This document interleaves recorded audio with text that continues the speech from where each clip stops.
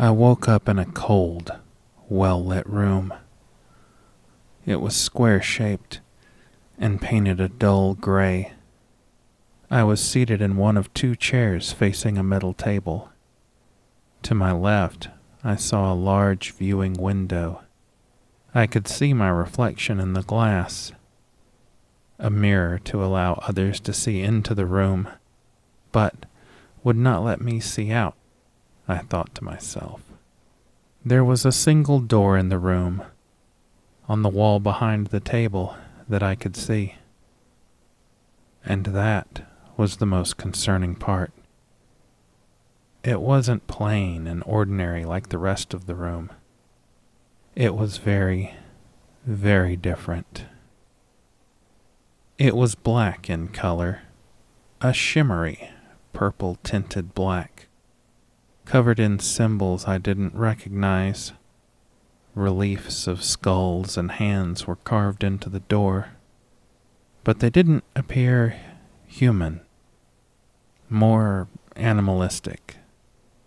The only thing that made any sense to me was the Roman numeral 12, XII. How odd, I thought to myself. I couldn't make out anything else, but that seemed to stand out to me. It was in the very middle of the door, so it was hard to miss. As I continued to study the door, I realized that there was no doorknob or handle anywhere. There weren't even any hinges, or a door frame for that matter. How does it open? I whispered to myself. Suddenly, the door quickly swung open. You're finally awake. It's good to see you survived, said a voice from the other side of the door. The voice sounded off somehow, as if I could hear it from both outside and inside the room. I don't know how to describe it exactly, but I certainly wouldn't call it normal. I looked through the door to try and make out who was talking, but it was pitch black, like the room existed in the absence of any light at all. I slowly made out 3 figures walking into the room, slowly being illuminated by the bright light spilling out into the now open door. As they came in, the man in the middle of the group motioned with his hand, and the door closed behind them. One of the men, at least I think they were men, their eyes didn't seem quite right, and I was having trouble focusing on them myself. One of them had a cart. It looked like a small medical cart with equipment on it. I didn't recognize any of the items, but then again, I'm not a medical professional. Do you remember how you arrived here? The man in the middle asked. I turned my attention back to him. He was staring intently at me, with long fingers crossed together in front of him. I shook my head, thinking about his question. I didn't remember how I'd gotten here. I tried to think, but I couldn't even remember who I was. I started breathing heavily. Panic was starting to set in as I realized I knew nothing other than this room. Relax, the man in the middle said. This process can be disorienting at first, but soon it will all make sense. Process? What process? I demanded. The man in the middle smiled, though it wasn't a smile I thought was possible. The corners of his mouth stretched too far for that. Why, the process of becoming like us. Like me. I glanced back and forth to the other two people in the room, but they hadn't moved since coming in. "And why would I want to be like you?" I asked, defiantly. I tried to raise my fist and stand up, but I was unable to. I was so groggy and disoriented that I hadn't even noticed I was bound to the chair I sat in.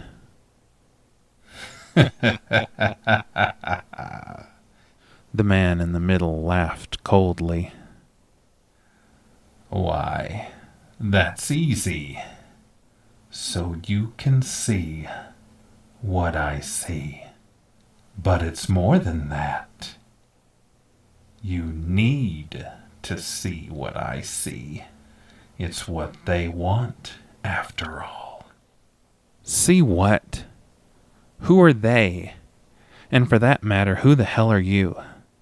I asked, nearly screaming in my panic. The man put his arms up in a calming fashion.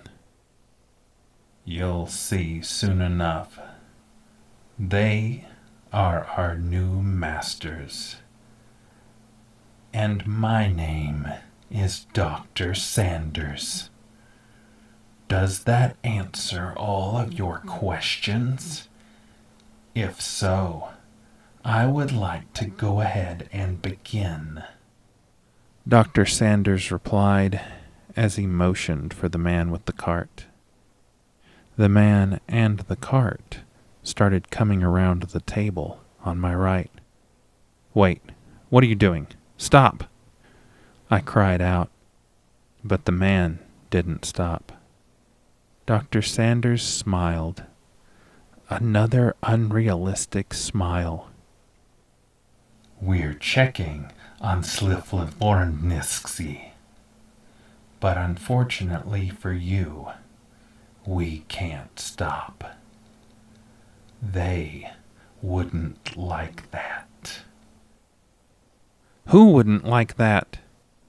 I yelled as the man with the cart, now on my right, took some equipment off of the cart and walked behind me. I believe I've answered that question already, and I won't be repeating myself, dear Taylor. Taylor? Was my name Taylor? It sounded right, but I honestly couldn't be sure. I heard the sound of something being inserted, or taken out, or cut. I felt nothing, so I was unable to tell what he was doing. "What's going on? Why are you doing this to me?" They aren't doing anything to you.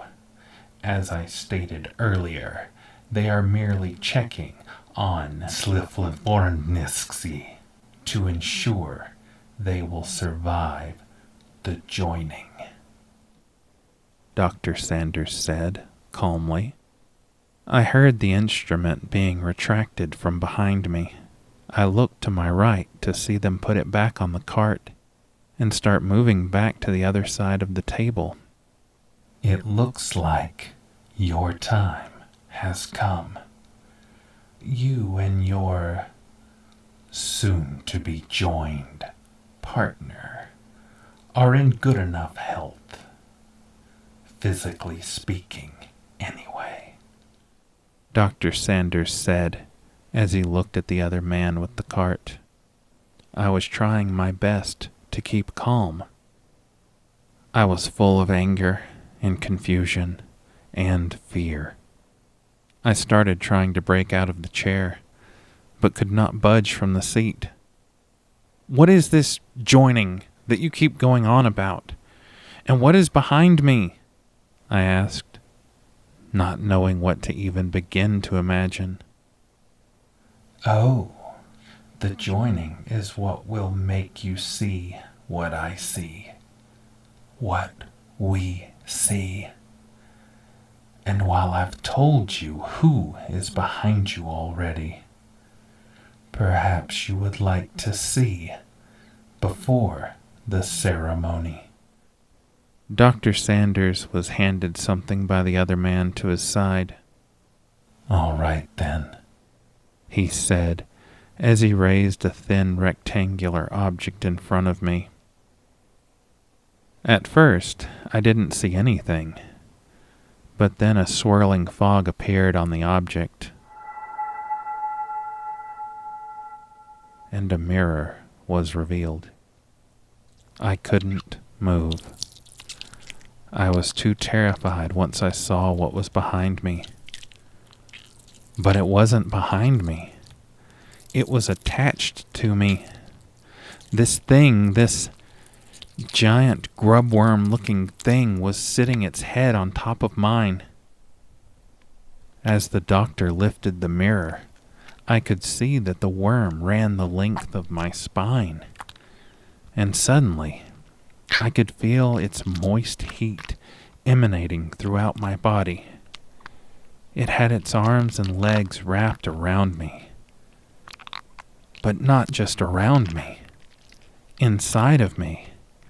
Its appendages were burrowing deep into my side.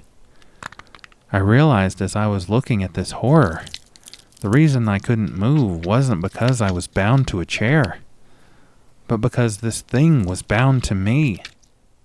I looked up again at its head, still sitting atop mine, and I swear it smiled at me. "Let us proceed," said Sanders as he sat the mirror down on the table. Suddenly, and without any will or effort on my part, I stood up and started walking around the table towards the three of them. The strange door opened, and the four of us started walking through.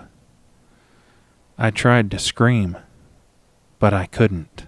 I felt the slimy tentacle wrapping itself around my throat. "Don't worry, Taylor.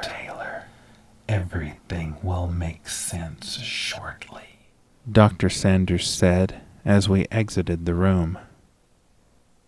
The worm moved my head around so that I could look behind me as the door closed behind us, just as the shimmery purple glow began to fade. The room had been just that, a square gray box sitting in nothingness, a great black void. But there were others, 11 boxes to the left of mine, and one more to the right. I was trying to make sense of what I saw when the worm shifted my head back, facing front, as we continued forward, where I was barely able to make out a faint glow up ahead. "Do you know what I think will make them happy?" Sanders asked. "If we put you back where we found you, so that you can better serve them, and bring more to be joined." The worm behind me dug into my spine harder. I could tell it liked the idea. The light ahead was growing, and I could see some sort of altar with 4 pillars around it. "What do you think, Taylor? Would you like to head back to that rest stop in Kansas?" Sanders asked, happily. Kansas? Kansas? I asked myself. Wait, I had gone to Kansas. I was going to visit someone, I think. But I do remember a rest stop. There was a girl behind the counter, odd but pretty eyes.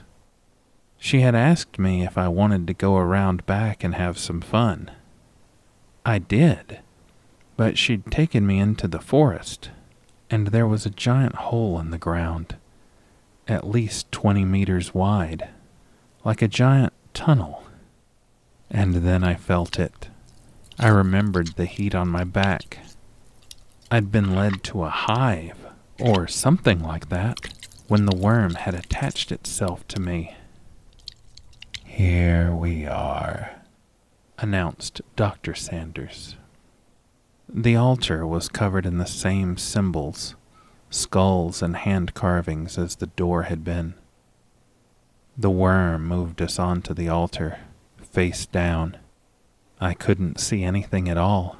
Not that I could see much before in the darkness, but now I was just there, unable to move, unable to see, unable to hear, nothing but blackness.